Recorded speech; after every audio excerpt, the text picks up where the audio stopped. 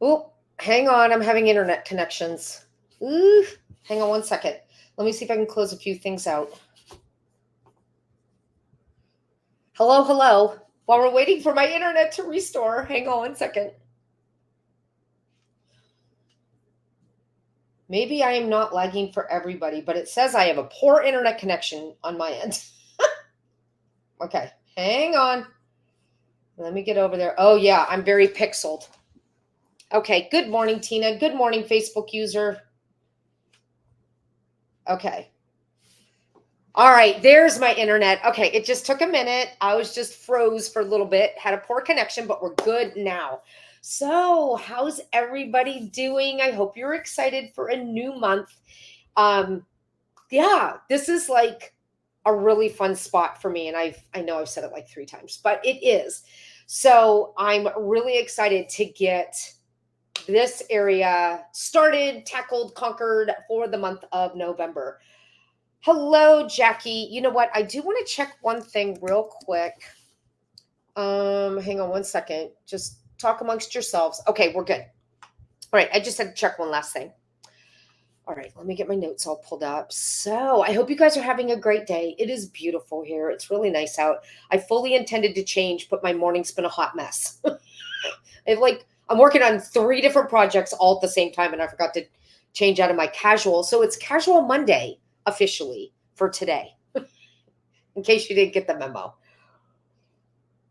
Okay, let me get my notes so we can go ahead and get started. So, we are going to be working on food storage areas. This is any spot in your home where you store food. So this could be a pantry. This could be a cabinet in your kitchen if you don't have a full pantry. This could be a walk-in space. It could be a closet. It's your refrigerator. It's your freezer. It could be a root cellar. It doesn't matter where it is, as as long as you get it on your radar for this project. So any place that you store food, even a shelf in your cabinet for spices, all of that counts. Anything that is edible is what we're going to be working on for this project. And there's a few reasons why I love working on a food storage area.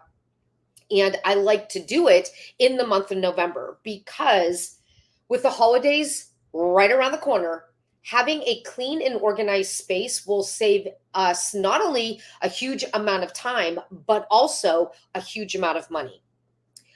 That's the first reason, right? The second reason why I like to plan my food storage cleanup in the month of November is because if I have any foods in my pantry that I purchased and I decided I didn't want them, or I have an overstock of them and they're still good, unopened and undented, then I can donate it to the food pantry because they're always doing a food drive this month.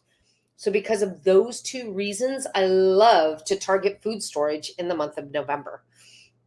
Okay, now since there are so many ways to store food, I know each of you probably has a different setup. Some of you will have walk in pantries, some of you will just have a cabinet in your kitchen, while others might have a rolling cart where they keep all of their food on there. Whatever your setup is, you will be working on, for this project in particular, half of your dry food storage area. The next project will be the second half. So how you split it up is up to you. You can work on the floor halfway up. You can work on the ceiling halfway down. You can work on this side of the cabinet, this project, and this side of the cabinet, next project. You can work on a full cabinet for this project and another full cabinet the next part, however you want to do it. Just divide your dry food storage area right down the middle and work on half of it this project and the other half for the next project. I suggest you write down what your plan is for this project and the next one so that you know exactly where your focus is going to be. And that way you don't get distracted and accidentally work on a different area. The more you can stay distraction free and in the zone, the more you're going to make progress for this entire project. Okay, so let's go ahead and break this down.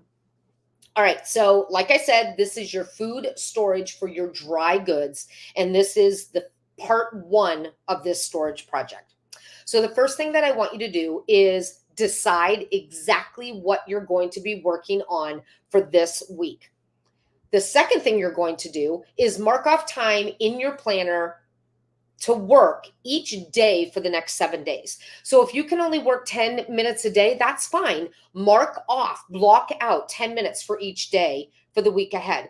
This is going to really draw that line in the sand. It's like making an appointment. This is a no break appointment that I want you to stick with, because your goal is to see this project all the way to done. This is one of those really important areas that once it's organized and streamlined, it is going to make you so much more efficient in your kitchen and with your family budget. And there's no emotional decisions to make here. This is all roll up your sleeves, get ready, business only project. And that makes it a lot easier, right? So I think that's why we have such a large success rate in this space, because there is nothing emotionally that we are attached to.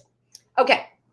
So once you decide what you're working on, and once you block out time for each day, whether that be 10 minutes a day, 20 minutes a day, 3 10-minute time segments in a day, as long as you block it off, then you can move on to step 3. And what you need to do for this step is find an area where you can spread out for sorting. Now, in a perfect world, this area is going to be set up and laid out for the next 2 weeks, because we're working on dry goods this week and next. And that's when you're going to need the most space. It's also where you're going to need to stop and start often throughout the day. So if you have a folding table that you can set off, like in a foyer or in a mudroom or even in a guest bedroom, it doesn't matter how far away it is. I mean, it'll help if it's close, but it's not a big deal if it's far away. The goal is to give you enough room to spread out so you can actually create a system that you can stick with going forward.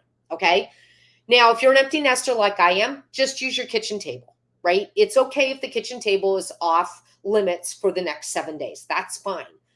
The important part that I want you all to remember is to have a workspace that you can leave whenever you need to without having to clear things off to make room to do a task. So don't use your kitchen counter, because you're probably going to need that for washing dishes or preparing meals. All right. So best case scenario, folding table. Worst case scenario, the kitchen table. Even in plan 3, plan C, I guess that would be a blanket on the floor. I would not suggest doing that if you have pets. But if you don't, you can just set a blanket up on the floor out of the way where you can sort things out and stop and restart as needed. Okay. So once you have those 3 things all set up and decided, that's probably going to take you a good 10 minutes to make those decisions. And I don't want you to rush that, because this is one of those projects that you should be able to see all the way to done. And so prepping is going to play a crucial role in this project being successful. So once that's all done, the next setup you need to do is set up your sorting containers. Now, for a pantry of dry goods, you're only going to have 2 sorting containers. The first one is going to be a large trash can, because you're probably going to be throwing a lot of stuff away. The second is going to be a sturdy box that you could put donatable items inside of. Okay. And I would say a sturdy box that you are able to lift even once it's full. So I would rather you donate 3 small boxes to the food pantry if that's what you need to do to make sure that you're doing this and keeping your back healthy. Okay. All right. So once you get all of that done and you have your sorting baskets all set up and ready to go, and the sorting baskets are going to be right next to your pantry. Okay. Your donation box and your trash is going to be next to your pantry. Well, maybe you might want it next to the table. It depends. You might be moving these around, but then you're going to start sorting. So the way I do it is I kind of look at a section. I look to see if there's anything in there that is opened or staled or dent or bulging, and I throw it right in the trash. Then in that same section, I look for any foods that I want to donate, because these things are going to stand out like a sore thumb because they're dusty. So if you have any canned goods that are dusty, then you know that those are probably items that you can donate. So take a dusty item, wipe it off so you can read the expiration date. If it's still good, just put it in the donation box. Do not say, maybe I will eat this No, if you haven't opened up the candied yams in 6 months, you're not going to open the candied yams. Okay? Trust me on this. We're starting fresh, clean slate, no excuses. I want this to work. So do that initial sort of an area of your pantry. Then what you're going to do is gather all that stuff up, put it into a sturdy laundry basket, and you're going to take that to your sorting area. Now, once you get there, if you find anything that's expired, stale, or damaged, go ahead and throw it in the trash can. You may want to have two, especially if your sorting area is really far away. But then you are going to start sorting through your things one item at a time. Now, the way it works is this. When you're at your sorting table, you are going to decide how you're going to organize these items. Now, we're going to talk categories in a little bit, but more often than not, you're going to have the same exact categories because they fit you specifically for that. Okay? So if you're a family that loves Chinese food and you make it a lot in your home, then you're going to have a category for Chinese food. And it's going to have all of the condiments and all of the ingredients that you use to make those dishes. If you're a family that loves pasta, then you're going to have a category that's all Italian food. So it's going to be all of your pasta, all of your sauces, all of your tomatoes. That's going to be a category for you. If you're a family that does a lot of boxed foods like packaged rice or packaged noodles or hamburger helper, then you're going to have a category just for boxed foods. The categories that you have need to specifically match the way you cook and how you prepare your meals. So if right now coming up with new categories is a bit overwhelming, that's absolutely fine. You could keep things the way they are and you can change them up as you work your way through the pantry because you're doing this one section at a time. So if you have a section in your pantry that is all canned goods, then keep things as canned goods. If you decide later on to have soups and sauces and beans and Italian separate, you can sort it out later on. But for right now, keep things easy so it's not overwhelming, okay? And you're going to use index cards to label your categories. So you can have soups on one card and all of your soups right there, or canned goods on one card and all of your canned goods right there, or vegetables on an index card and all of your canned vegetables right there, okay? That's why you need your sorting area to stay out at all times, because as you're seeing things, it's like a jigsaw puzzle, right? You're not quite sure how it's going to come out until all of the pieces are there and arranged in a way that makes sense. And once it's all arranged, then you can actually see the finished product and it's going to all make sense to you, right? So you're going to pull out a section of canned or items from your pantry, take it to your sorting area, toss anything that is stale, damaged, expired, or opened and no longer good to eat. Donate anything that you know you're not going to eat or use, and sort whatever is left into categories that make sense to you. Okay? And that's basically what you're going to keep doing for the first half of your pantry. The main job is going to be removing it, getting rid of the stuff you don't want, and categorizing things that you're keeping into sections that make sense. And you're going to keep going, removing, purging, sorting, categorizing, removing, purging, sorting, categorizing until everything is out of the one half of that pantry. I want you to keep going to the entire half is empty. Don't just do it one shelf at a time because we're streamlining. That means we're going to be moving and shuffling things around so it makes better sense. So once everything's out, I want you to clean because it's so easy to clean when there's nothing in a space. I want you to wipe everything down, get the walls, get the shelves, get everything. Make sure it's clean from ceiling to floor all the way down. Then once it's done, you can move on to the next section, or you could put everything back in this section if it's its own cabinet. Okay. And I want you to use organizers specifically for food items. So jute bins, that's what I use in my pantry. They're very sturdy. They're easy to move in and out. They have a handle on both sides. Even if it's full of canned goods, they're going to hold up. They come in narrow Sizes. They come in regular rectangular sizes, and they come in deep sizes, which are great for boxes of cereal, bags of chips, things like that. You can also use regular baskets. You can use Lazy Susans for things that you have a variety of. So if you have pasta and you eat a lot of pasta and you have a lot of sauces, you might use a Lazy Susan because you could put your marinara sauce on it, your spaghetti sauce on it. You can have diced tomatoes on it. You can have whole tomatoes on it. You can have tomato paste and things like that. So you could just spin it and kind of grab what you need when you're making a recipe, right? You can also use boxes. If you are not quite sure how you want to arrange things or what containers you want, cardboard boxes work just fine, and you can use those in the beginning as you're feeling out your new setup. You can use stadium risers. You know, the stadium risers that have different steps on them. You could put canned goods on them. You could put oils on them. You could put vinaigrettes on them. You could put spices on them. It allows you to see everything at a glance. And you can also use the rolling can organizers. They're like skinny, and you put cans in. When you take one out, they all roll up to meet you. So the rolling can organizers. I don't know if that's the official name, but that's the name that I came up with. So keep all of those things in mind. If it were me, I would start the containers on your table as you're sorting. So if you decide you want, say you eat a lot of Mexican and you want a basket that's all for Mexican. You can have your taco seasoning, your fajita seasoning. You can have your, what do you call it? Your canned chilies in there. You can have your sauces and everything in there.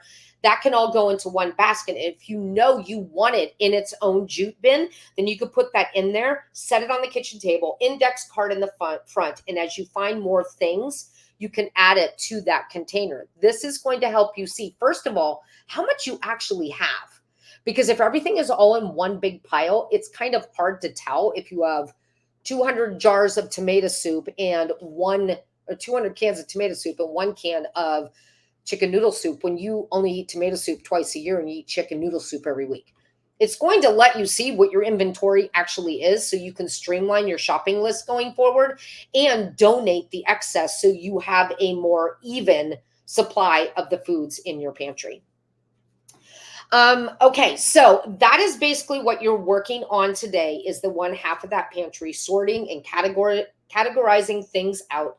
You're going to work on that throughout the entire week. And the fact that you're able to leave these things out for a 2-week time span is going to make it easy for you to stop and start.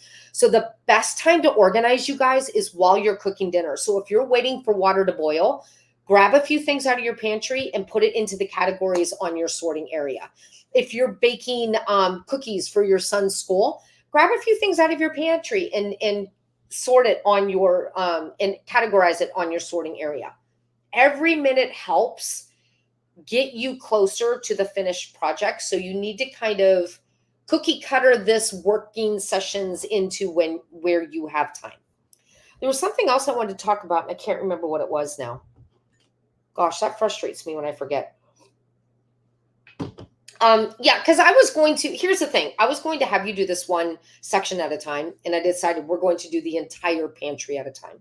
So that means your sorting area is going to stay out for the full 2 weeks of this project so that we can, I remember what I wanted to say. So we can streamline a pantry. And I know some people are like, it's really hard to streamline a kitchen because I just can't, I do too much in there. So there's no way for me to come up with a set system that works. But I would like to argue that struggle with this.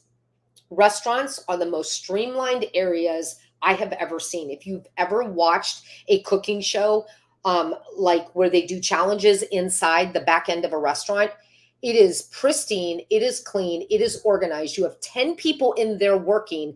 Everyone has everything that they need right in their own section. They're able to do their job just like this without a lot of moving around. And it's a very efficient workspace. That is our goal for your kitchen, to streamline it like a restaurant, because basically it is. It's a free restaurant, right? Where our family gets the food that they want served to them. They may help with the bussing of the table, but all in all, you're the cook, you're the chef, you're doing all the things. So when we're organizing and streamlining a pantry, it needs to fit the cook, aka you or your spouse if they tend to do the cooking.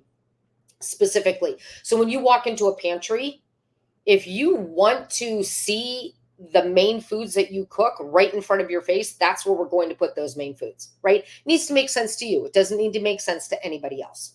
If you want to have all of your baked goods on the tippy top shelf because you only bake twice a year, then that's exactly where you're going to put them. Because so and so wants them in the middle shelf, that doesn't mean that's where they go. You're the one that does the baking. Those things go where they need to go. So keep that in mind as you're sorting things out. It needs to make sense to you, because more often than not, you do the shopping, you do the cooking, you do the putting aways, right? So it needs to make sense to you. So don't think of where would so and so want that to be. Nope. Where would you want that to be? Streamline it in a way that makes sense so that you could stick with it going forward. Okay. So that is your project for the week ahead. You are going to get this list in an email around 2:00 today so you can print it out. I need to rearrange it because I changed how we're going to do this as I was talking. So I'm going to rearrange this list, meaning it might be a little bit late, but it will be coming out to you sometime today. A little bit of housekeeping. I am going to be doing a live training on easier holiday hosting. This is our 3rd year doing this live event, and I hope that you sign up to come. The event is free, but seats are limited. So be sure you reserve your seat here. Let me grab this link. You're going to get this in the email, but I'm going to put it in, I'm going to put it in here as well. There we go. I couldn't find the, hang on. Oh, it's not going to let me copy and paste it. All right, you know what? I'll put the link in. Maybe I can do it on this side. Hang on one second. I'm using 2 screens and not. Here we go. I can put it right here.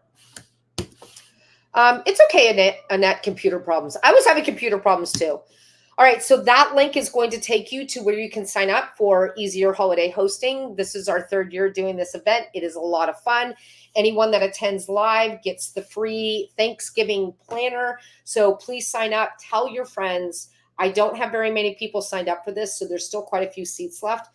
So tell your friends, share the link. Let's get as many people as we can to this event so that you are not stressed out when it comes to hosting Thanksgiving dinner. And I'm going to share my insider #1 tip that will allow you to attend Thanksgiving as one of the guests, no matter how many people are hosting or not hosting, coming to your dinner. So click that link and sign up to attend. All right. Also, I will be back on Thursday with a live video. I will be talking about how to organize spices.